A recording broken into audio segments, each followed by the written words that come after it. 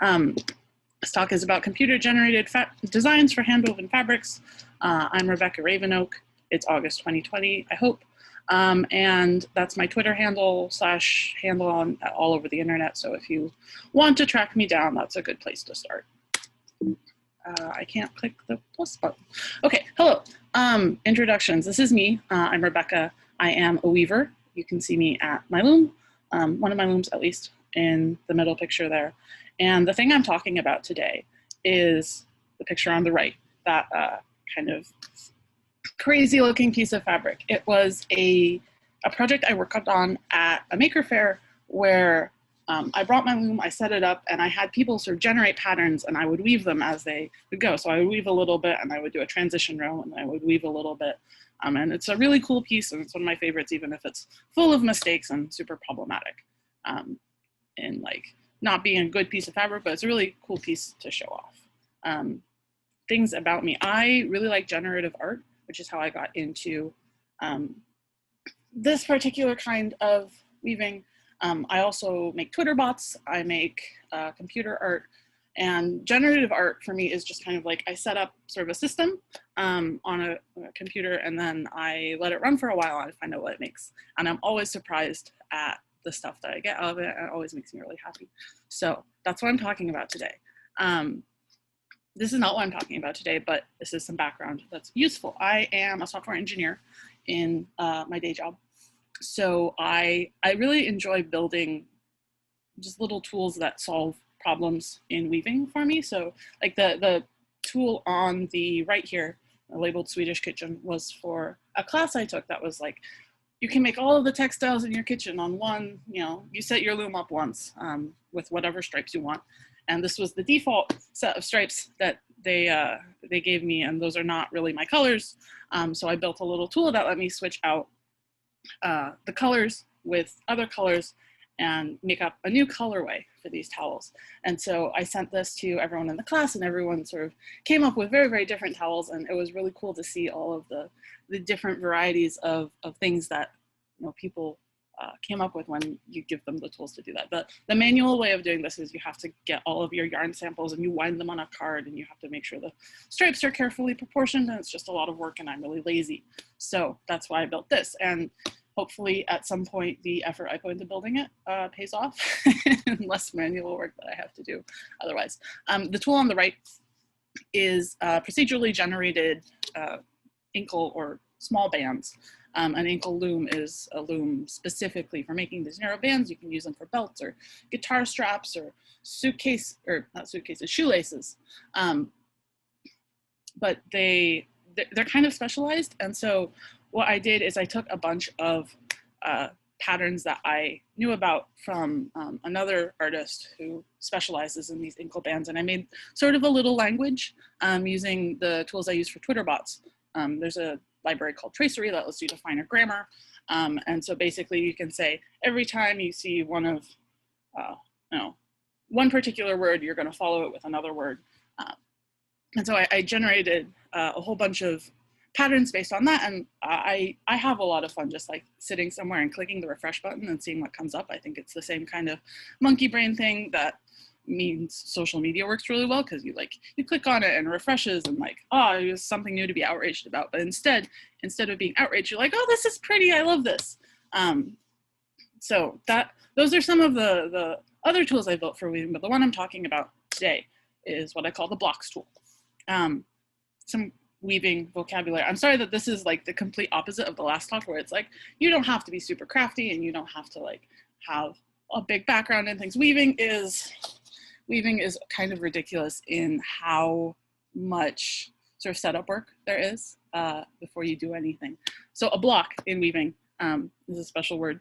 It just means that a group of threads on your loom can either weave the background of the pattern or the actual pattern itself. And so if I go back to the Swedish Kitchen one, you can see that there are stripes, and those stripes are going to be across the entire length of the fabric. Like you'd have an apron that has like, stripes at the top and they go all the way to the bottom, or placemats or towels or anything like that. Like it's going to be fairly consistent over the entire cloth. But blocks mean you don't have to have only vertical stripes. You can have a group of threads sometimes to be background and sometimes to be pattern. And you can see that like all of the vertical columns in this, this block weave a different, like sometimes they're weaving pattern, sometimes they're weaving background. And that is really, really powerful for, I don't know, generating pictures kind of, but just doing designs in general.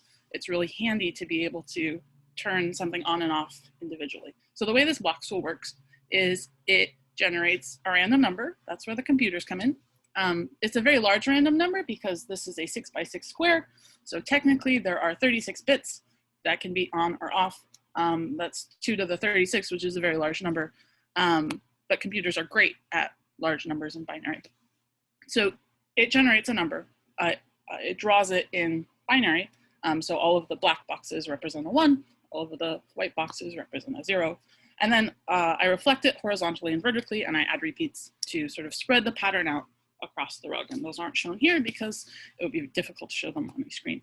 This is based on an idea from a book called An Exaltation of Blocks, which is by Rosalie Nelson, who has spent her entire weaving career working on a structure called rep weave, which gives you this really interesting, like almost corrugated fabric. There are thick bits and thin bits, and it's texturally very interesting. And it also, it uses blocks heavily.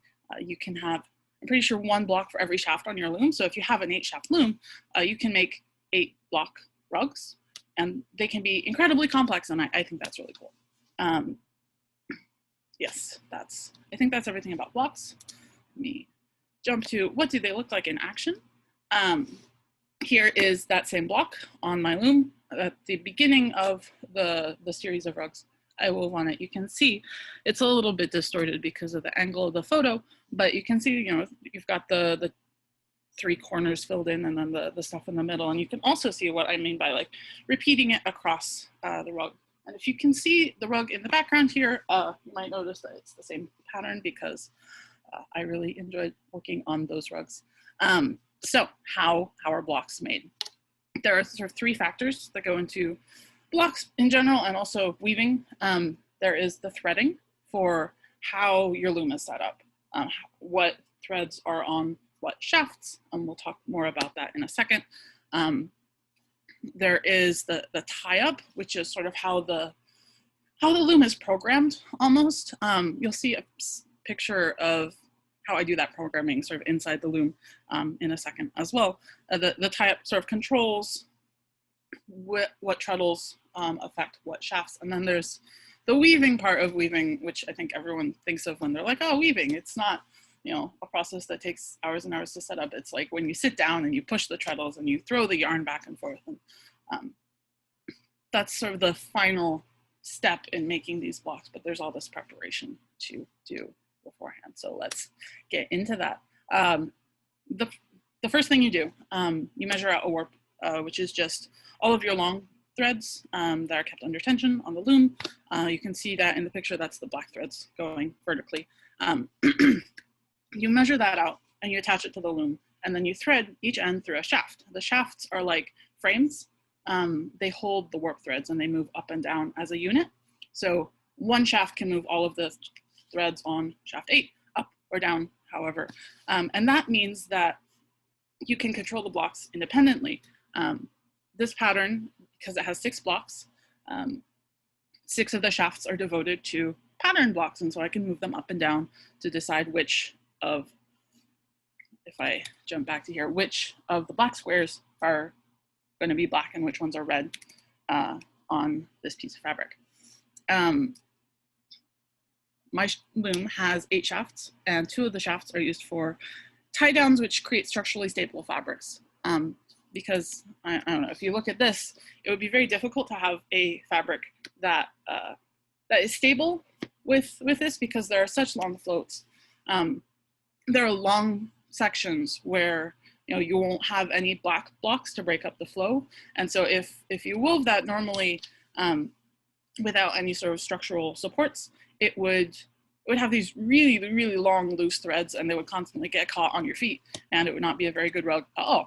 But if you, I guess you can see it the best here, if you look really closely, you can see each float is only going over a maximum of 3 warp threads. So the floats are very small, and it keeps the rug very stable and, you know, not likely to catch on your shoes when you are walking around. So that's threading. That's sort of how the shafts of the loom work, how a lot of the setup works. The next step is tying up the loom. And you can see in this picture, you can see my notebook, which I use to, you know, carry my ideas back and forth from the computer to my loom. I'm sitting inside the loom, taking this picture, doing the tie-up. And so every row of the pattern has a different set of shafts that are going to be lifted. Like, so the bottom row, you are lifting the first block and the sixth block, basically, and the rest are staying in the middle, or staying down.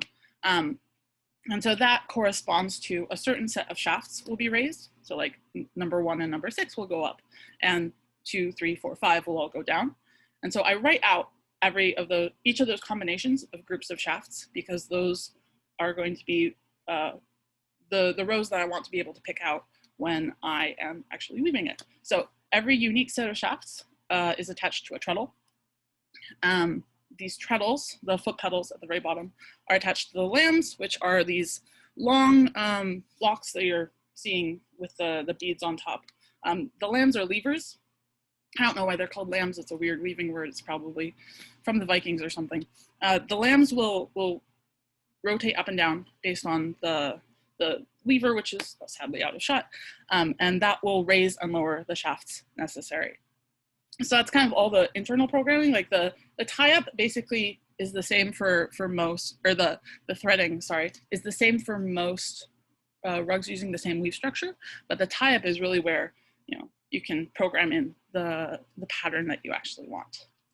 And so once you've gotten all that done, which can take a while, weaving is an intensive hobby, you get to actually do the weaving, and it's fun and it goes really fast. And the thing I love about treadling and weaving in general is how creative it is. It feels like it shouldn't be. It feels like it should be very rote to me. Like, I have a pattern, I'm going to follow it, but I don't have to. I can treadle them in whatever order. I can choose how long the blocks are. I can skip blocks. So the rug on top and the rug in the middle, basically the same rug, but it's just the stripes at the very beginning and very end of the middle rug, I just extended for the whole length of the rug because I wanted stripes. It was from my father-in-law. Apparently he has it in front of his bed and he's very happy with it. I'm super glad that that the rug is getting used and it's nice and warm. The one on the bottom is another variation of basically the same treadling, but I took out one of the blocks so it's a little more squished.